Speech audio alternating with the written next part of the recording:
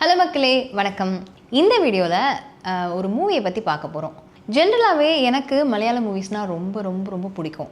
அந்த திரைக்கதை களங்களே வந்து பார்த்தோம்னா ரொம்ப உயிர்ப்போட, ரொம்ப சுவாரஸ்யமாகவும் அழகாகவும் நிறைய நுணுக்கங்களோடையும் பண்ணியிருக்கிறதுனாலையோ என்னவோ எனக்கு மலையாள மூவிஸ் ரொம்பவே அதிகமாக பிடிக்கும். தமிழ் மூவிஸ் பார்க்குறத விட இது நம்ம ரொம்பவே நிறைய ப்ரிஃபர் பண்ணுவேன் அப்படின்னு சொல்லலாம். படம் பார்க்குறது கம்மினாலும் அதுலேயும் மலையாள மூவிஸ் அதிகமாக பார்ப்பேன்னு வச்சுக்கோங்களேன். சில ஆண்டுகளுக்கு முன்னாடி வந்த ஒரு படம் தான்.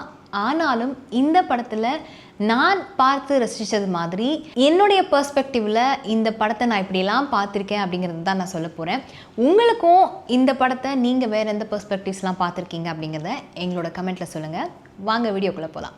உலகின் கடுநோவாட்டும் தனுத்தோறு പുലർക്കാറ്റായി വീശിടാൻ ഞാൻ ഉഷസിന്നണമേ തോത്താനിറങ്ങും വെയിലായിടാ പാരിലോലാലയലയായി ഞാൻ വരാനിന്നാകാശമായി നിറയുന്നൊരേ கும்பலாங்கி நைட்ஸ் ஒரு மலையாள ஒரு ஃபீல் குட் சூப்பர் மூவி அப்படின்னு சொன்னாலும் கூட ஒரு பொண்ணோட ஒரு பெர்ஸ்பெக்டிவ்லேருந்து பார்த்தோன்னா இந்த சமூகத்தில் நிலவக்கூடிய ஒரு டாக்ஸிக்கான ஆணாதிக்க மனநிலை கொண்டவங்களுடைய முகத்தில் ஓங்கி அரைஞ்ச ஒரு திரைப்படம் அப்படின்னே சொல்லலாம். படத்தில் 2 வீடுங்களை காமிச்சிருப்பாங்க. ஒன்று ஷமியோட வீடு. அந்த வீடு பார்க்குறதுக்கே ரொம்ப அழகாக இருக்கும். மாடி வீடு, ரொம்ப சேஃபாக இருக்கும். ஆனால் அதுக்கு அந்த வீட்டுக்குள்ளே இருக்கக்கூடிய பெண்களுக்கு தன்னுடைய கருத்துக்களை சொல்கிறதுக்கான உரிமை இருக்காது, சுதந்திரம் இருக்காது, ரொம்பவே சஃபகேட் ஆகும் அவங்களுக்கு. அப்படியே இதுக்கு நேர்மறையாக பார்த்தோம்னா இன்னொரு வீடு, 4 அண்ணன் தம்பிங்களோட வீடு. அந்த வீடு பார்த்தோம்னா ஒரு மெயின் கதவு கூட இருக்காது. கதவு இல்லாமல் ஒரு எப்போ வேணாலும் உடஞ்சி விழுகிற நிலமையில இருக்கக்கூடிய ஒரு வீடுன்னு வச்சுக்கோங்களேன். இந்த உடைந்த வீட்டில் இருக்கக்கூடிய 4 அண்ணன் தம்பிகள், சஜி, பாபி, போனி, ஃப்ராங்கி, இவங்க 4 பேரும். இந்த 4 பேருக்கும் அவங்க வீடு மாதிரியே எந்த ஒரு கட்டுப்பாடும் இருக்காது. லைஃப்பில் உடஞ்சி இருப்பாங்க 4 பேருமே. மென்டலி வந்து ரொம்ப கஷ்டத்தில் இருக்கிற மாதிரி ரொம்ப காமிச்சிருப்பாங்க. ஆனால் உண்மையாக இருப்பாங்க 4 பேருமே. ஒரு மென்னா இந்த பேட்ரியாட்ரிக்கல் சொசைட்டியில் எப்படியெல்லாம் இருக்கணும் அப்படின்னுமோ அந்த ஸ்டீரியோடைப்பெல்லாம் உடைச்சி இவங்க வந்து அழ தயங்க மாட்டாங்க, தப்பு பண்ணால் மன்னிப்பு கேட்க தயங்க மாட்டாங்க. அதே மாதிரி பார்த்தோம்னா அவங்களோட ஈகோவெல்லாம் உடைச்சி உண்மையான அன்பை தேடி போகிற ஒரு கேரக்டரைசேஷனாக வந்து இவங்க 4 அண்ணன் தம்பிங்களுமே இருப்பாங்க. அதே மாதிரி பேபி மோலோட கேரக்டர் ஆனபென் பண்ணியிருப்பாங்க. அவங்களுடைய கேரக்டர் பார்த்தோம்னா ரொம்ப பியூட்டிஃபுல்லான ஒரு கேரக்டரைசேஷனாக இருக்கும். அன்புனா என்னன்னு தெரியாத பாபி கிட்ட போயிட்டு அவர்கிட்ட அன்புனா என்ன, ஒரு பெண்கிட்ட எப்படி நடந்துக்கணும் அப்படின்னா ரொம்ப அழகாக பொறுமையாக வந்து புரிய வைக்கிற மாதிரியான ஒரு கேரக்டர் தான் பேபி மோல். இந்த 4 பேரில் இந்த படத்தோட ஹீரோஸ் இவங்க 4 பேருமே இல்லை. ஃபஹத் ஃபாசில், அதாவது ஷமி தான் வந்து ஹீரோ. பார்க்கறதுக்கு ரொம்ப பர்ஃபெக்டாக, சிரிச்ச முகமாக, அந்த அவர் வீட்டில் இருக்கக்கூடிய பெண்களுக்கு பாதுகாப்பாக தான் இருக்கும் அப்படிங்கிற ஒரு நினைப்போடு அவர் இருக்கிறாரு. ஆல்மோஸ்ட் ஒரு சென்டர் ஆஃப் அட்ராக்ஷனாக தான் இருப்பேன் அப்படிங்கிற ஒரு மாதிரியான கேரக்டரைசேஷன் தான் ஷமியோட கேரக்டர். ஆனால் ஷமியை பார்க்கும்போது தான் ஒவ்வொரு பொண்ணுக்குள்ளேயும் ஒரு பயம் வரும். அந்த டாக்ஸிக் மேஸ்குலினிட்டியை பார்க்கும்போது தான். அந்த டாக்ஸிக் மேஸ்குலினிட்டியோட உச்சத்தில் இருக்கிற ஷமி வீட்டில் இருக்கிற பொம்பளைங்களாம் தன்னுடைய கண்ட்ரோலில் மட்டும்தான் இருக்கணும் அப்படின்னு நினச்சிட்டு இருக்கிற ஒரு சைக்கோபாத். சுருக்கமாக சொல்லணும்னா கும்பலாங்கி நைட்ஸ் வந்து ஒரு ஃபீல் குட் மூவி மட்டும் கிடையாது.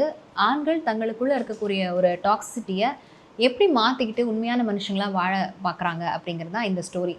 இந்த படத்தில் இருக்கிற எல்லா கேரக்டரையும் பற்றி சொன்னேன். எனக்கு பர்சனலாக சஜி கேரக்டர் ரொம்ப பிடிக்கும். அந்த சஜி கேரக்டரை டீகோட் பண்ணி பார்க்கலாம். சஜி கேரக்டர் பார்த்தோம்னா இந்த படத்தில் சோபின் ஷாஹிர் பண்ணியிருப்பார். இந்த படத்துடைய ஹீரோ மட்டும் இல்லை, வலிகள்லேருந்து மீண்டு வரக்கூடிய ஒவ்வொரு மனிதனுக்கான இன்ஸ்பிரேஷன் அப்படின்னே சொல்லலாம். அந்த அளவுக்கு அவ்வளோ அழகான ஒரு டீட்டெயிலிங் இந்த கேரக்டரில் இருக்கிறத நான் பார்த்துருக்கேன். இன்ஃபேக்ட் ஒன்றா கூட நான் சொல்கிறேன்.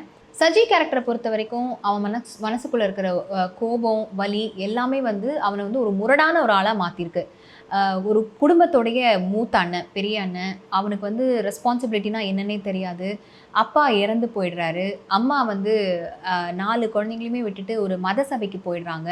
இப்படி இருக்கிறப்போ நான் 3 தம்பிகளை எப்படி பார்த்துக்கிறதுன்னு கூட தெரியாத ஒரு கேரக்டர் தான் சஜி. குறிப்பாக பார்த்தோம்னா அந்த 3 தம்பிகளை போனிக்கும் சஜிக்கும் ஆகவே ஆகாது, சண்டை போட்டுப்பாங்க. ஆல்மோஸ்ட் இவங்க 2 பேரும் நேருக்கு நேர் பார்த்துக்கிறதையே தவிர்த்துக்குவாங்க. அப்படி ஒரு கேரக்டர் தான் சஜி.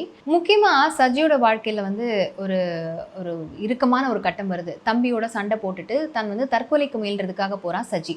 ஆனால் சஜியை காப்பாற்ற போன ஒரு ஃப்ரெண்டு இறந்து போய்டுறதுனால இதனால சஜி வந்து பயங்கர குற்ற உணர்ச்சிக்கும் மன அழுத்தத்துக்கும் உள்ளாயிடுறாரு. இந்த இடத்துல தான் வந்து சஜி ஒரு முக்கியமான ஒரு முடிவு எடுக்கிறாரு. என்னதான் ஒரு ஈகோயிஸ்டிக் பர்சன், தான் வந்து மூத்தவன் அப்படிங்கிற ஒரு மனநிலையெல்லாம் இருந்தாலும் கூட தன்னுடைய சின்ன தம்பி ஃப்ராங்கி கிட்ட போயிட்டு ஒரு ஹெல்ப் கேட்குறாரு. என்ன ஹெல்ப் கேட்குறான்னா, என்னை வந்து ஒரு தெரபிஸ்ட் கிட்ட, ஒரு மனநல மருத்துவர்கிட்ட கூட்டிகிட்டு போ, எனக்கு என்னன்னு தெரியல, அழுகையே வரமாட்டேங்குது அப்படின்ட்டு தன்னுடைய கேரக்டரை உடைச்சிட்டு அந்த இடத்துல போய் நிற்கிறாரு. ஸோ குறிப்பாக இந்த சீன் தான் எனக்கு ஒரு ஹெல்ப் வேணும் தம்பி அப்படின்னு அந்த தம்பிக்கிட்ட போய் நிற்கிற சீனை பார்த்தோன்னா, நம்ம தமிழ் சினிமாவில் மட்டும் இல்லை, நம்ம மோஸ்ட்லி நம்ம பார்க்குற சினிமாக்களில் பார்க்க முடியாத ஒரு அரிதான ஒரு சீன் அப்படின்னே சொல்லலாம். ஏன்னா ஆண்கள்னா வந்து அழக்கூடாது, ஆண்கள்னா உதவி கேட்டால் ரொம்ப பலவீனமானவங்க அப்படிங்கிற விஷயத்தெல்லாம் உடைச்சு தன் ஈகோவையும் தாண்டி தன் தம்பியுடைய அன்பை ஏற்றுக்கிற கூடிய ஒரு தருணமாக அது அழகான ஒரு தருணம் அப்படின்னே சொல்லுவேன். ஸோ இப்படி டாக்டரை போய் பார்க்குற சஜி வந்து அத்தனை வருஷமாக அவர் தேக்கி வச்சிருந்த அந்த வலி, மன அழுத்தம் எல்லாத்தையுமே உடைச்சு அந்த இடத்துல ஒரு கண்ணீரால் அவர் எல்லாத்தையுமே அங்கே கரைக்கிறாரு அப்படின்னே சொல்லலாம்.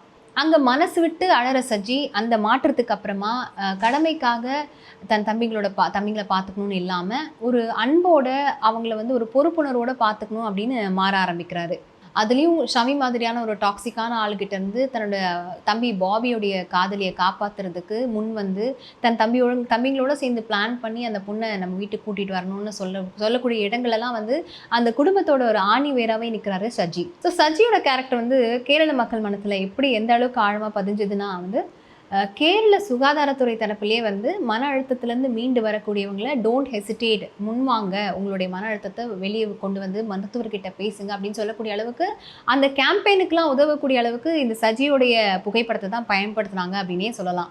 ஒரு முரட்டுத்தனமான ஆள் தன்னோட ஈகோவை விட்டு கொடுத்து அழுது உதவி கேட்டு முழுமையான அன்பான ஒரு மனுஷனாக மாறுறது தான் சஜியோடைய வாழ்க்கை பயணம். இது நமக்கு சொல்கிற பாடம் ஒன்று தான், உதவி கேட்குறது பலவீனம் கிடையாது, அதுதான் உண்மையான தைரியமே. உங்களுக்கு இந்த படத்தில் பிடிச்ச கேரக்டர் என்ன அப்படிங்கிறத கமெண்ட்டில் சொல்லுங்கள். அதே மாதிரி உங்களுக்கு பிடிச்ச சீன் என்ன அப்படிங்கிறதையும் சொல்லுங்கள். இந்த வீடியோ உங்களுக்கு பிடிச்சிருந்தா லைக் பண்ணுங்கள், கமெண்ட் பண்ணுங்கள், ஷேர் பண்ணுங்கள், சப்ஸ்கிரைப் பண்ண மறக்காதீங்க. அதே மாதிரி இந்த படத்தை நீங்கள் இன்னும் பார்க்கல அப்படின்னா தயவு செஞ்சு மிஸ் பண்ணாதீங்க. கண்டிப்பாக இன்றைக்கி போய் பாருங்கள். அமேசான் பிரைமில் இந்த படம் இருக்குது. This is Lavanya Sriram signing of.